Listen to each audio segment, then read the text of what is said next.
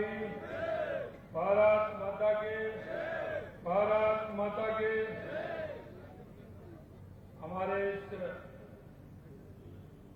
Booth संख्या 255 और 256 है, 225 26 25 के अध्यक्ष हैं श्री विजय शर्मा जी। 225 के बूथ के अध्यक्ष हमारे विजय शर्मा जी और 226 के बूथ के अध्यक्ष भाई रविराज सिंह जी।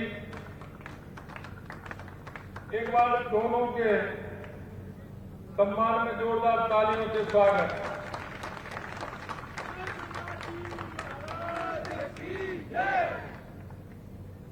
आज के इस बूथ के कार्यक्रम में हमारी पार्टी के सदस्यता के प्रदेश के सह संयोजक भाई मोतीलाल मीणा जी, प्रदेश के दूसरे सह संयोजक भाई विजेंद्र पूनिया जी, हमारे जिले के संयोजक शैलेंद्र भार्गव जी, जिले के सह संयोजक अशोक यादव जी, हमारे महापौर पुनीत कर्णावत जी, इस मंडल के अध्यक्ष भाई जगदीश सिंह जी चंद्रावत, जिला सह संयोजक भवानी सिंह जी राजावत, हमारे विधानसभा के संयोजक श्री प्रकाश तिवारी जी, जिले के उपाध्यक्ष नवरत्न नारायणिया जी, मंडल के संयोजक मुकेश पटेल जी, हमारी महिला मोर्चा की प्रदेश उपाध्यक्ष सुमन मीणा जी और हमारे सभी इस मंडल के पदाधिकारी और हमारी विभिन्न बूथों से आए हमारे बूथों के अध्यक्ष और इस कार्यक्रम में आए सभी पार्टी के सभी पदाधिकारी भाई और बहनों। जैसा कि आप सभी को पता है, आज पंडित दीनदयाल उपाध्याय जी की जयंती है। आज पंडित दीनदयाल उपाध्याय जी की जयंती के अवसर पर मैं आप सभी को बहुत बहुत शुभकामनाएं देना चाहता हूं। मैं आज ही हमारे बीच से हमारी पार्टी की वरिष्ठ नेता, कई बार की लगातार विधायक हमारी सूर्यकांता व्यास जी, आज सुबह उनका स्वर्गवास हो गया। इस मंच के माध्यम से मैं उनको भी श्रद्धांजलि अर्पित करना चाहता हूं और ईश्वर से चाहता हूं कि उनके परिवार को ये दुख की घड़ी सहने का साहस दे। निश्चित रूप से पार्टी की एक वरिष्ठ नेता थी सूर्यकांता जी व्यास, पार्टी को उनके निधन से बहुत बड़ी क्षति हुई है। मैं उनको श्रद्धा सुमन अर्पित करता हूं। जैसा मैंने कहा कि हमारी पार्टी के पिरोधा, हमारी पार्टी के संस्थापक पंडित दीनदयाल उपाध्याय जी की जयंती आज हम मना रहे हैं।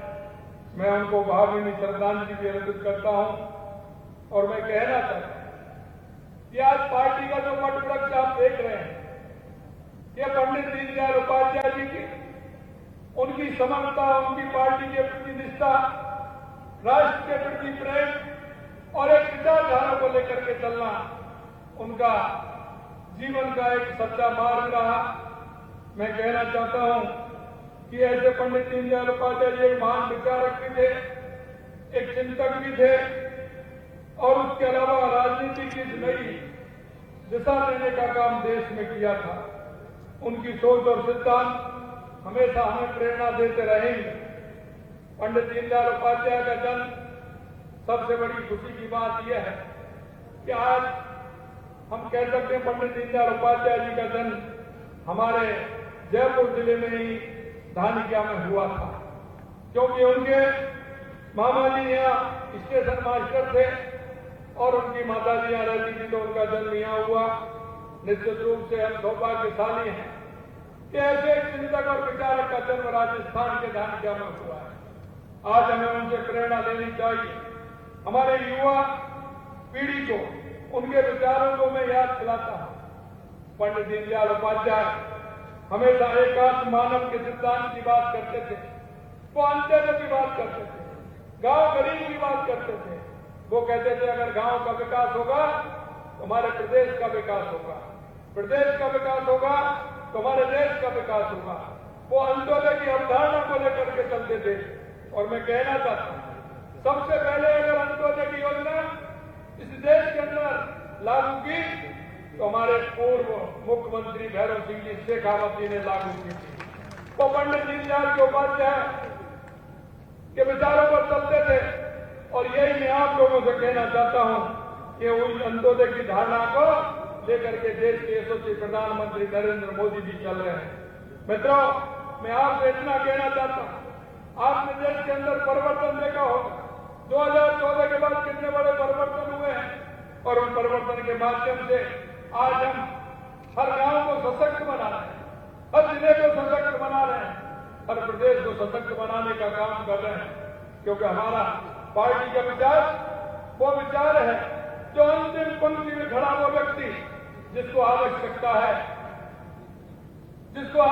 है उस अंतिम पंक्ति के व्यक्ति को किस तरह से लाभ पहुंच सकता है, किस तरह से हमारी योजनाओं का लाभ पहुंच सकता है, उन योजनाओं का लाभ उस अंतिम पंक्ति में खड़े व्यक्ति को मिले। इसलिए पंडित दीनदयाल उपाध्याय जी के सिद्धांत को लेकर के माननीय हमारे यशस्वी प्रधानमंत्री नरेंद्र मोदी जी चल रहे हैं। मित्रों, आपने देखा हो, अरे गरीब के खाते कहां होते थे? एक एक गरीब का खाता खुलवाने का काम किया तो देश के यशस्वी प्रधानमंत्री नरेंद्र मोदी जी ने किया। यही नहीं, अरे बैंक में खाते भी नहीं होते थे और बीमा को तो कोई जानता ही नहीं था।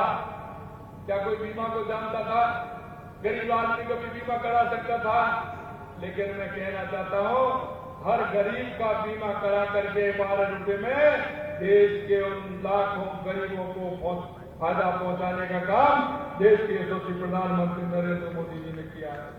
हमारा हर काम उस गरीब के लिए है। आज आप देखते हैं पंडित दीनदयाल उपाध्याय योजना के माध्यम से हर गरीब को बिजली का कनेक्शन मिल रहा है। प्रधानमंत्री आवास योजना आप देख रहे हैं किस तरह से पूरे देश के अंदर और हमारे प्रदेश के अंदर कितना बड़ा फायदा मिल रहा है। उस गरीब को अनाज भी मिल रहा है खाद्यान्न के माध्यम से। आज मैं कहना चाहता हूं, क्योंकि जब तक हमारा अंतिम पंक्ति में बैठा वो गरीब आगे नहीं बढ़ेगा, जब तक हमारे प्रदेश का विकास नहीं होगा। देश के यशस्वी प्रधानमंत्री नरेंद्र मोदी जी कहते हैं, क्योंकि लोग देश को जाति पाति में धर्म के नाम पर बांटते हैं। लेकिन मैं कहना चाहता हूं, देश के यशस्वी प्रधानमंत्री नरेंद्र मोदी जी कहते हैं कि देश में 4 जातियां हैं, गरीब, मजदूर, युवा, महिला। हम उनके उत्थान के लिए काम करते हैं। और आपने पिछले दिनों देखा है हमारी सरकार ने जो कहा है वो हमने करके दिखाया है। और आप देख रहे हैं कि 15 दिसंबर को सरकार बनी थी, 1 जनवरी को हमने जनता से जो वादा किया था कि हम 450 रुपए में सिलेंडर देंगे, हम 450 रुपए में सिलेंडर देने का काम हमारी सरकार कर रही है। प्रधानमंत्री मातृ वंदन योजना के तहत गर्भवती और धात्री महिलाओं को दी जाने वाली राशि 5,000 से बढ़ा करके हमने 6,500 रुपए की है। सामाजिक सुरक्षा पेंशन, विधवा एकल नारी मासिक पेंशन हमने 1,000 रुपए से बढ़ा करके 1,150 रुपए हमने की है। 15% की वृद्धि हमने उसमें भी की है। प्रदेश के लोगों को गुणात्मक इलाज के लिए मुख्यमंत्री आयुष्मान आरोग्य योजना के माध्यम से उनका इलाज भी कराया जा रहा है। 60 वर्ष से अधिक आयु के वृद्धजनों को बेहतर स्वास्थ्य सेवा उपलब्ध कराने के लिए सभी जिला अस्पतालों में रामाश्रय बाढ़ बनाए जाकर उन्हीं बाढ़ों में ही जांच, दवा एवं उपचार सहित उपलब्ध सुविधा की जा रही है। हम उन गरीबों को भी सम्मान देने का काम कर रहे हैं। किसान सम्मान निधि के माध्यम से हमने कहा केंद्र सरकार हमारी 6,000 रुपए देगी, हमने उसमें भी कहा था कि किसान सम्मान निधि बढ़ाने का काम करेंगे। हमने 6,000 से 8,000 रुपए करने का काम हमारी सरकार ने किया है। अन्नपूर्ण भोजन योजना के तहत गरीब जरूरतमंद व्यक्ति को जो सस्ती दर पर भोजन उपलब्ध कराया जाए, ये योजना पंडित जी के उस विचार को साकार करती है जिसमें उन्होंने कहा था कि हर व्यक्ति को गर्मा में जीवन जीने का अधिकार हो और उसको दोनों समय का भोजन ठीक प्रकार से मिले। हम अन्नपूर्ण योजना के माध्यम से, क्योंकि पहले उसमें सामग्री भी कम देते थे, हमने वो सामग्री बढ़ाने का काम किया और हमारे उपभोक्ता से इतने पैसे में हमने अन्नपूर्णा योजना को बढ़ाने का काम किया है। पंडित दीनदयाल उपाध्याय जी के साथ भारतीय जनता पार्टी की नींव रखी थी। मैं आपसे कहना चाहता हूँ, पंडित दीनदयाल उपाध्याय उन लोगों में से थे तब देश की आजादी के बाद ऐसे राष्ट्रवादी लोग, क्योंकि देश की आजादी के लिए देश के हर नागरिक ने अपना कर्तव्य निभाया था। हमारे उन पूर्वजों ने, हमारे उन राष्ट्रभक्तों ने अपने आप को समर्पित कर दिया और देश की आजादी के लिए अपने आप को समर्पित कर दिया।